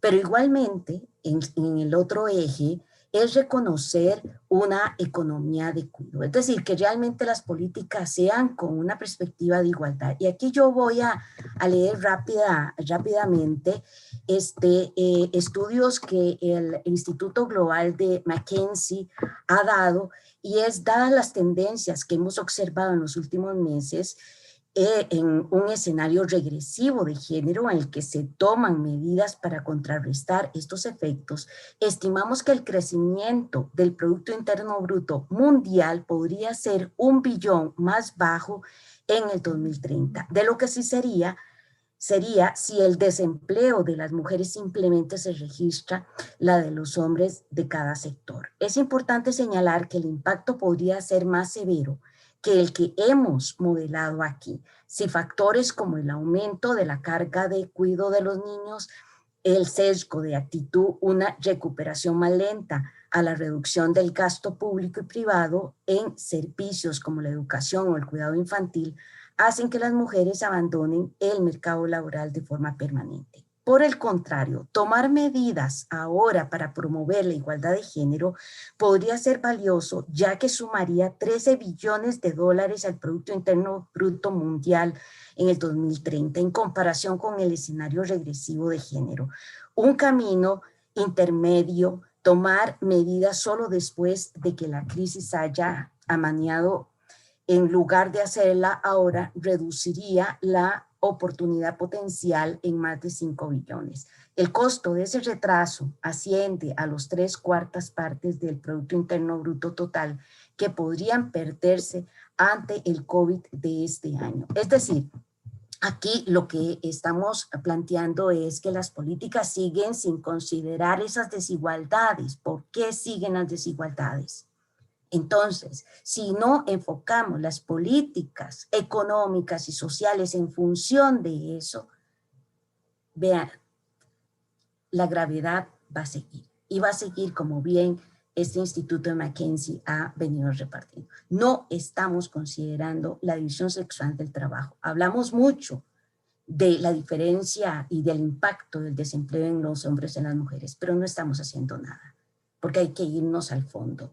Y es bajo qué políticas estamos fundamentando esta exclusión, esta discriminación de sectores. Muchas gracias, doña Ana Rosa Ruiz. Al respecto de este tema, hay un comentario y pregunta de Roxana Morales. Lo voy a leer, me voy adelantando un poco en los comentarios, pero como tiene relación, lo voy a leer. Dice Roxana Morales Bonilla. Muchas gracias, querido Luis Paulino. por visibilizar y problematizar nuestra realidad económica, social y cultural. Usted plantea, no puede existir un desarrollo económico sin derechos humanos.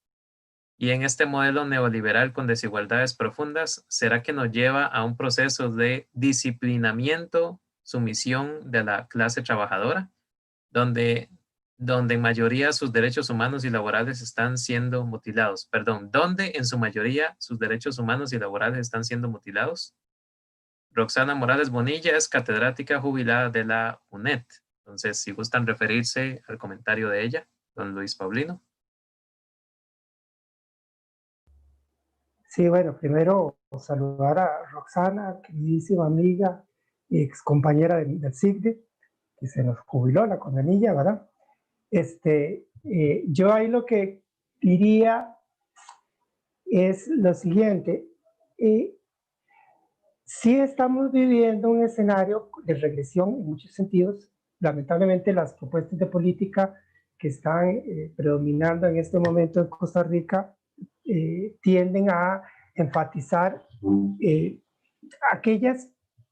aquella orientación que de alguna manera implicaría retroceso en los derechos. Por ejemplo, se nos está hablando como parte de las propuestas frente a la crisis y como parte de esa lógica de castigo, ¿verdad? De flagelación, bajo esa idea de que pareciera que es como pasar por un purgatorio para poder salir de la crisis, que la crisis es el resultado de un montón de pecados y que entonces lo que corresponde es un castigo para entonces purgar los pecados y superar la crisis. Bueno, dentro de ese tipo de visión que prevalece sobre la crisis, lo que estamos viendo, por ejemplo, son propuestas de flexibilidad laboral, que Rosa seguramente podrá explicarlo mejor que yo, pero propuestas de flexibilidad laboral que en el fondo van a poner en mayor desventaja a las mujeres. Si ya de por sí hay una gravísima dificultad de las mujeres para incorporarse a los mercados de trabajo remunerado fuera del hogar, por la misma división del trabajo, como bien lo ha señalado Rosa, el hecho de que hay una labor de cuidado que se mantiene excluida del mercado e invisible frente a la sociedad, que la gran mayoría de las veces debe ser asumida por las mujeres. Bueno, la flexibilidad laboral probablemente tendría un efecto negativo en general y particularmente negativo para las mujeres. Implica retroceso en los derechos laborales que fueron duramente conquistados tantos años atrás, ¿verdad? Incluso con sangre de gente que peleó por lograrlo, ¿verdad? Y es muy contradictorio porque, digamos, estamos viviendo una etapa de automatización, creciente automatización y robotización de la producción. Digamos que hacia ahí está moviéndose la economía.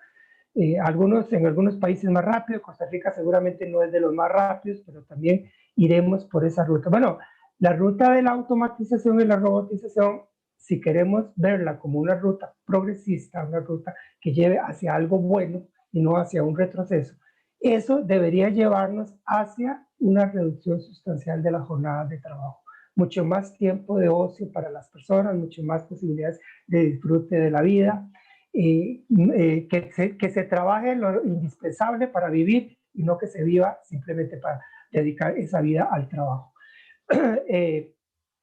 Hacia ahí deberíamos caminar, ¿no? Hacia jornadas laborales mucho más reducidas, y entonces ahí habría que rescatar ideas como la que un compañero del SIGDE, André Padilla, propuso hace unos días en la cuarta sesión de nuestro seminario SIGDE, la idea de la renta básica universal. La posibilidad de avanzar hacia una reducción sustancial de las jornadas laborales a partir de la automatización y la robotización, que significaría en sí mismas una muchísimo mayor productividad del trabajo por hora laborada. Bueno, esa reducción de las jornadas laborales tendría que ir acompañada de una garantía mínima de ingreso para todas las personas sin excepción. Y ahí entonces la idea de la renta básica universal cobra mucho mayor vigencia. Bueno, ese es el tipo de cosas que deberíamos estar pensando con una mirada progresiva, con una mirada hacia adelante, hacia la construcción de sociedades mejores, más felices, de gente más feliz y de superación de las discriminaciones y los prejuicios.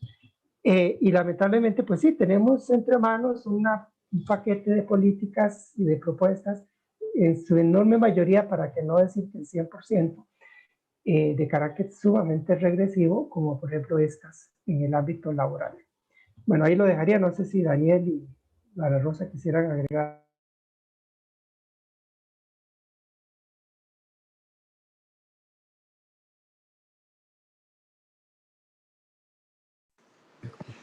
Tal vez una breve reflexión adicional. Creo que Roxana también nos pregunta cuál es el sector que más está siendo beneficiado, dónde están los conflictos mayores. Y yo quería recordar dos cosas. Primero, la gran paradoja que nos plantea Luis Paulino.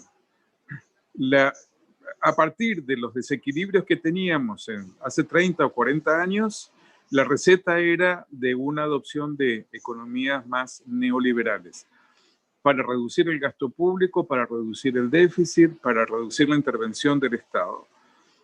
30 o 40 años después, lo que encontramos es más de lo mismo. Es decir, con la adopción del nuevo modelo, tenemos mayor déficit fiscal, mayor gasto público, mayor niveles de pobreza, mayores niveles de desigualdad en productividad.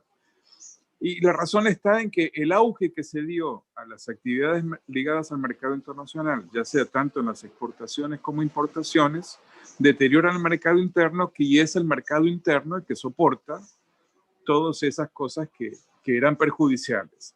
El gasto público, el déficit, y entonces tenemos más de lo mismo habiendo seguido esta receta. A esa paradoja yo le agregaría un par de elementos más. Normalmente la receta frente al desempleo es que les demos más capacitación a la gente. Y es cierto, tenemos actividades de capacitación, pero no alcanza a llenar lo necesario para poder acceder a mayores niveles de empleo, sino que vamos para atrás. Si las mujeres están siendo relegadas, es muy claro, pero además no tenemos ningún mecanismo como, por ejemplo, las guarderías en zonas francas. Ninguna zona franca tiene guarderías infantiles. Entonces las mujeres, que son las que mayoritariamente se ocupan en estas actividades, además de tener baja productividad y bajos salarios, no tienen cómo solucionar su problema familiar serio. Es más, el avance en el Estado Social de Derecho que hemos tenido en múltiples ocasiones nos ha dejado por detrás a estos sectores. Lo que en otras legislaciones ha sido significativo, como por ejemplo la creación de guarderías infantiles en los centros de trabajo, cuando el número de mujeres en ese centro supera 20, 30, hoy no está siendo aplicado, aun cuando tenemos legislación que podría respaldarlo. Entonces tenemos la paradoja de las actividades que se privilegian son las, las que están relacionadas con el mercado internacional. Básicamente se les da exoneración de impuestos, esos impuestos recaen sobre el resto de la población que tiene que participar dentro del mercado interno. No tenemos procesos de capacitación adecuados para el crecimiento, sino solamente para sustituir mano de obra más barata cada vez. No tenemos ni redes de cuidado suficientes y mucho menos tenemos la posibilidad de guarderías infantiles en los centros de trabajo importantes, como son las zonas francas. Quiero adelantarme otra pregunta y en virtud del tiempo. Y es que sí, efectivamente, creemos en el Estado Social de Derecho y es necesario profundizar en él para tener esos criterios y conceptos de justicia. Justicia tributaria, justicia en acceder a las aspiraciones que el pueblo legítimamente tiene y que debe expresarlo de alguna forma. Y todo pasa también por una condición especial de comprender cuáles son esas aspiraciones y a dónde podemos llegar con un acuerdo como el Pacto Social que nos plantea Luis Paulino. Gracias. Bueno, totalmente de acuerdo con lo que está planteando Daniel. Seguimos con las mismas recetas, ¿verdad? Cuando vimos la propuesta del gobierno para sentarse a negociar con el Fondo Monetario, definitivamente estamos hablando de que quedaba claro el inicio de toda una venta de activos públicos, seguir con la misma lógica regresiva, es decir, sin realmente un cambio radical, diferente, que nos pudiera estar dando señales de progresividad, de mejorar ambos polos motores del desarrollo que yo lo indico así, que es el del mercado interno, más lo de la exportación, más equilibrios en esos apoyos, inclusive más bien equilibrio en el desequilibrio, ¿verdad? Como se ha venido anotando. Y el posicionamiento de algo fundamental, ¿verdad? Que este país también se sustenta de una economía social solidaria, ¿verdad? Tenemos una serie de formas asociativas que son importantísimas de estar considerando como parte de los actores que deben de ser llamados para un pacto social. Y por el otro lado, lo que señala Daniel es que todas estas redes de cuidado son esos apoyos estatales que han venido debilitándose, y vean cómo en los 80 y 90 pudimos controlar y bajar la pobreza porque hubo un programa no solamente en términos de fortalecer instituciones sociales, sino también en forma complementaria el de generar y crear mejores condiciones de empleo. Es decir, las cosas tienen que estar ligadas, ¿verdad? Y para poderlo ligar es dónde está, quién está generando el mayor empleo. Entonces, ¿cuáles son las condiciones que se necesitan, que hay que darles para fortalecer esas actividades del mercado interno? Y cómo realmente abordamos el cuidado, ¿verdad? Tenemos la necesidad, sí, de las redes de cuidado,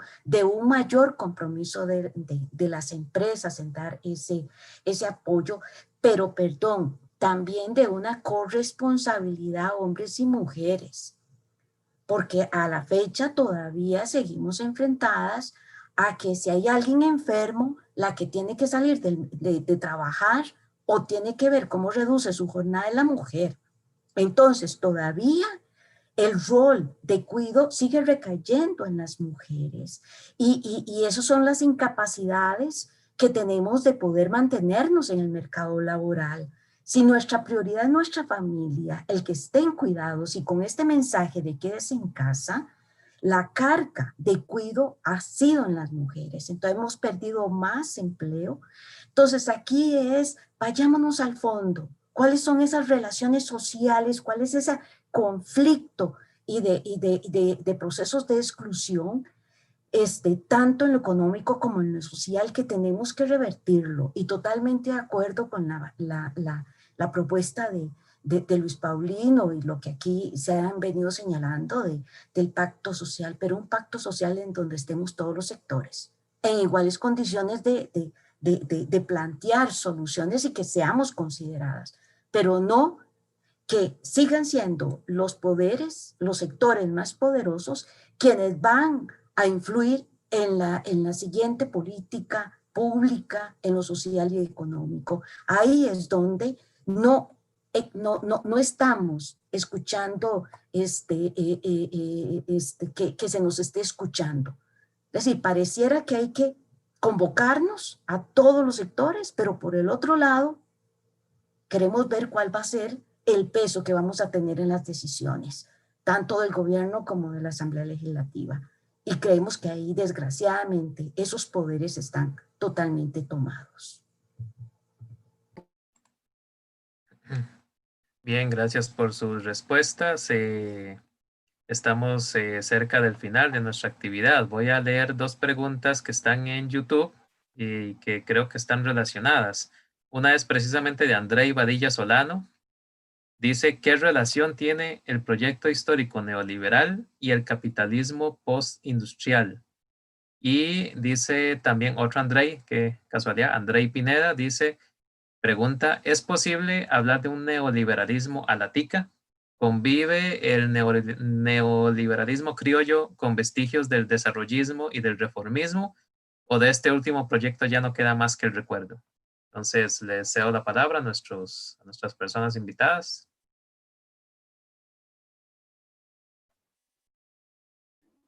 Bueno, voy a agarrar yo el churuco, como dicen. Primero, lo que plantea, los dos son compañeros, ambos míos en el SIGNE de la URED, son investigadores, jóvenes investigadores nuestros, ambos muchachos súper talentosos. Lo que plantea Badilla, neoliberalismo y capitalismo postindustrial. Lo que vamos a ver, claro que ese capitalismo postindustrial, ese capitalismo que llaman desmaterializado o simbólico o cultural inclusive, ha estado presente en nuestra realidad de muchas formas, incluso en los tratados de libre comercio está clarísimo, clarísimo, que ahí se recogieron normativas que reflejan esa realidad más amplia de ese capitalismo desmaterializado. Vean nada más las astringentes regulaciones en materia de propiedad intelectual que tienen los tratados comerciales de Estados Unidos y otros, y ahí lo vemos plasmado, vemos plasmada esa realidad de ese capitalismo desmaterializado que se volvió muchísimo más interesado en la propiedad intelectual precisamente porque hay ahora fuentes de creación de valor que están desmaterializadas, digámoslo así, que provienen del conocimiento esencialmente, que no son agarrables con la mano, usted no puede agarrarlas con la mano, como no puede agarrar, por ejemplo, el software con sus manos. Y ahí ha quedado plasmado y está incorporado claramente a través sobre todo de los tratados comerciales y de los tratados de la OMC, etcétera, está plasmado en nuestra normativa y en nuestra institucionalidad esa realidad. Ahora, la vigencia de ese capitalismo desmaterializado en nuestra realidad también cobra otras formas o tiene otros impactos importantes. Por ejemplo, cuando yo digo que la fase del proyecto neoliberal posterior a 2005 es una fase financiarizada, o sea, una fase dominada por las fuerzas de los poderes financieros, dominada por las fuerzas financieras. Cuando digo eso, estoy diciendo que estamos bajo el dominio de fuerzas desmaterializadas. La economía ha venido siendo modelada y esto ha tenido un montón de impactos en muchos ámbitos por fuerzas de carácter propiamente financiero, fuerzas de carácter financiero que están teniendo grandes impactos en el ámbito productivo, en el ámbito real de la economía, y en realidad estamos ahí hablando de una forma de capitalismo desmaterializado, que es el capitalismo asociado al dominio de las finanzas, ¿verdad? Que además está relacionado con desarrollos tecnológicos, con determinados desarrollos tecnológicos, entre algunas otras cosas. Ahora, sobre la pregunta, así eso, una respuesta como muy rápida a lo que planteaba Andrei, que es un tema que requeriría ciertamente más investigación. Es como una beta para investigar mucho más todavía. Lo que plantea el otro Andrei Pineda, yo creo que Costa Rica ha tenido hasta cierto punto efectivamente un neoliberalismo a la tica. Hemos tenido un neoliberalismo relativamente matizado, bastante gradualizado, bastante gradual en su aplicación. Probablemente eso tiene mucho que ver con las condiciones bajo las cuales el proyecto empezó a implantarse en los años 80.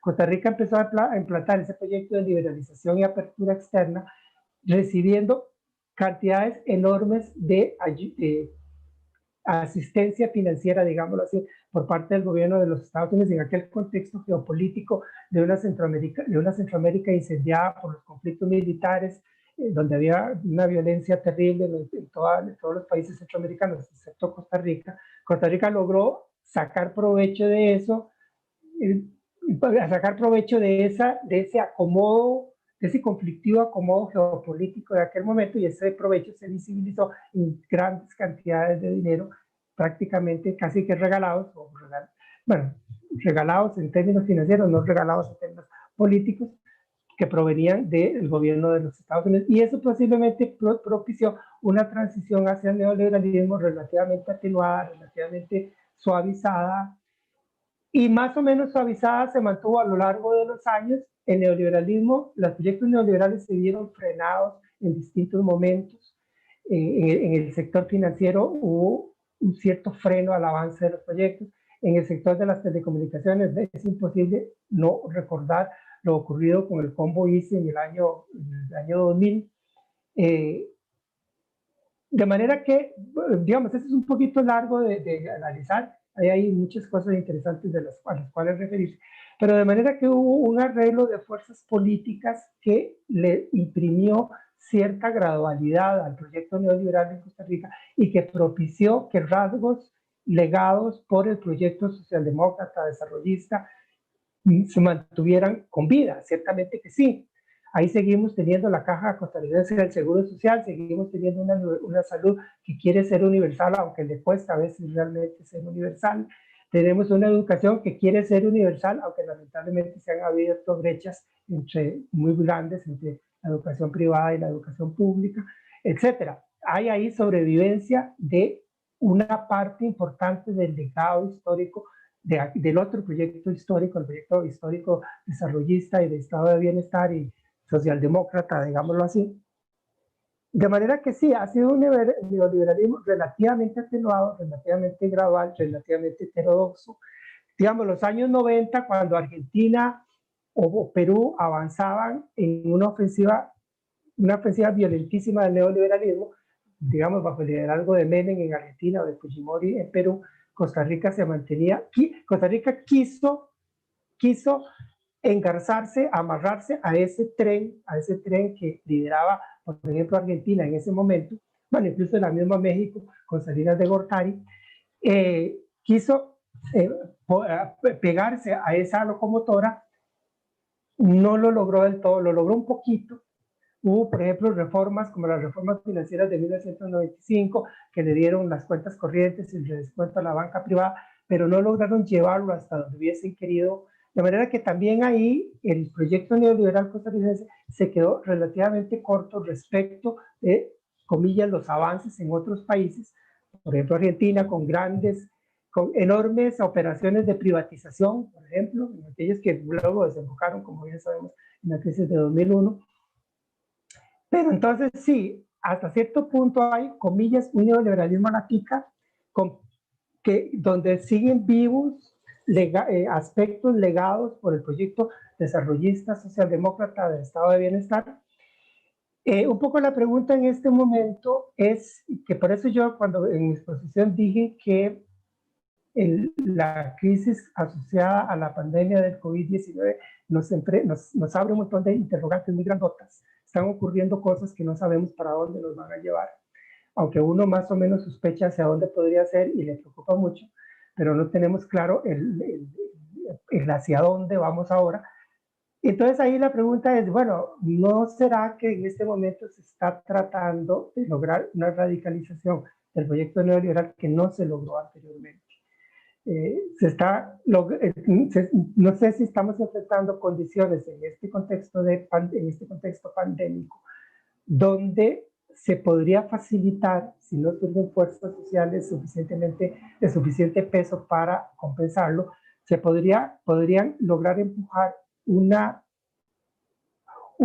aceleración del proyecto neoliberal más allá de los límites hasta donde ha sido llevado hasta aquí, que también un poco reproduce lo que decía Daniel, porque al final resulta que siempre es un más de lo mismo. Desde los 80 nos están diciendo, hay que hacer estas cosas para superar los problemas. 35 años después, los problemas se hicieron más grandes. Entonces nos dicen, hay que seguir con la misma medicina, pero en dosis incrementadas. No nos dicen, no vienen y nos dicen, ok, ya se vio que la medicina no servía, tenemos que probar una medicina distinta. Lo que nos dicen es, ok, esa dosis no fue suficiente, tomen el doble de la dosis o el triple de la dosis, o tomen la versión extra fuerte de la medicina, ¿verdad? Que es pareciera hacia donde ahorita nos están llevando, ¿verdad? Cuando el país debería estar pensando, no, ok, este proyecto no nos sirve, este proyecto evidentemente se agotó, está en crisis, hay que reorientar el desarrollo del país. En vez de eso, lo que nos dicen, no, hay que seguir con este proyecto y llevarlo hasta donde sea, más profundamente, mucho más allá de donde hemos llegado, cuando probablemente dentro de 10 años, si los problemas siguen ahí vigentes y quizá agravados, nos van a volver a decir lo mismo. No nos van a decir cambiemos de medicina, van a decir incrementemos la dosis de la misma medicina. Ok, gracias. Disculpen si me extendí demasiado. Yo tal vez dos elementos agregaría. Uno, con respecto al postindustrial, totalmente de acuerdo con lo que plantea Luis Paulino en términos de que estamos y como bien lo ha desarrollado en su libro, a partir del 2005, flujos de capital sustentado en mercados financieros. Entonces, ¿cuál es el reto? Pienso yo a nivel nacional y que deberíamos, los sectores más afectados, recapacitar, es que tenemos que posicionar la economía real. Es decir, en estos momentos, lo que tenemos, una de las cosas de gran riesgo, es la seguridad y la soberanía alimentaria. Y eso debe ser una prioridad, porque este país tiene que, toda esta estructura agrícola, pero para el mercado interno, fortalecerlo. Y desde esa perspectiva de tener como prioridad la alimentación. La alimentación debe de ser un elemento estratégico fundamental que deberíamos estar defendiendo. Y por el otro lado, claro que sí, que hemos tenido un neoliberalismo a la tica. ¿Por qué? ¿Cuál ha sido el componente fundamental? El haber ya por años defendido este Estado social de derecho. ¿Cuántas amenazas ha tenido? Recordemos el combo del ICE. Recordemos que todos los servicios que este país ha denominado como derechos humanos, que es la educación, la luz, la electricidad, el agua, la salud, están y han venido siendo amenazados desde los mismos principios que ha fomentado la OMS. Cuando pasa de todo la tendencia hacia productos, hacia servicios, pero una concepción de privatización. Y aquí hemos hecho una gran fuerza, y esos movimientos de apertura es lo que han venido debilitando cada vez más y más y más el Estado social de derecho. Así que esos son los dos focos que tenemos que seguir luchando. Es decir, tenemos que irnos a cuáles son los sectores productivos que tenemos que solidarizarnos, apoyarlos, y que realmente haya una mayor apoyo a nivel de mercado interno. Pero por el otro lado, tratemos de proteger este Estado social de derecho para garantizar que los servicios básicos sigan siendo derechos humanos.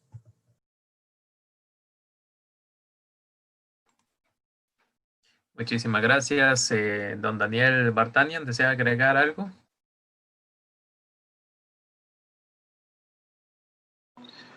Solamente es que había una pregunta relacionada con si este acuerdo era más difícil cuando hay actores que tienen cierta capacidad de movilidad y podrían desaparecer de nuestro escenario económico. Yo creo que ese no es el caso de las zonas francas, obviamente los privilegiados del sistema. No puedo imaginar, por ejemplo, a una gran empresa exportadora de implementos médicos como las que tenemos. Hay que rescatar que es el principal producto de exportación de Costa Rica hoy por hoy. Difícilmente sería otro país desmantelando toda la inversión que ya tienen aquí, todo el conocimiento acumulado en la gente que fueron formando para irse a otro país porque tenga un impuesto un poquito más bajo si aquí se llegaran a grabar, aunque sea levemente. Hace poco el presidente Donald Trump cambió de domicilio legal a la Florida porque allí paga menos impuestos. Si esa fuera la realidad de la lógica, donde paga menos impuestos, entonces me voy, Nueva York estaría vacío. Y no es cierto, sigue siendo de las ciudades económicas más importantes de los Estados Unidos. Solamente eso quería agregar como una acotación final. Muchas gracias. Bien, muchísimas gracias. Ya por razones de tiempo tenemos que terminar aquí. Hay todavía muchas preguntas, muchos comentarios en los dos chats, en el chat de aquí de la aplicación de Zoom, en el chat de YouTube. Varias personas conectadas y participando, pero nos gana el tiempo. Agradecemos muchísimo a nuestras personas invitadas de hoy, doña Ana Rosa Ruiz Fernández, don Daniel Vartanian Alarcón, y por supuesto al autor del libro, don Luis Paulino Vargas Solís. Muchísimas gracias a los tres por sus palabras, por su participación. Con esto concluimos la presentación del libro Costa Rica en el siglo XXI, la crisis del proyecto neoliberal, ensayos de crítica y propuesta de don Luis Paulino Vargas Solís, libro editado por la editorial de la UNED, y el cual estará disponible para la Feria Internacional del Libro que se va a llevar aquí en Costa Rica en modalidad virtual del 26 de noviembre al 6 de diciembre. Pueden visitar las redes sociales de la EUNED, así como sus sitios web para estar al tanto de nuestras actividades y también para adquirir este libro de don Luis Paulino. Muchísimas gracias a los compañeros de videoconferencias por proveer los recursos logísticos y la conexión en esta actividad. Muchísimas gracias a Ana Carolina Arias Núñez por la parte de promoción editorial y por supuesto a las personas que nos han acompañado hoy. Y pues con esto nos vamos despidiendo. Entonces, muchísimas gracias y hasta pronto. Gracias, buenas tardes. Buenas tardes, muchas gracias.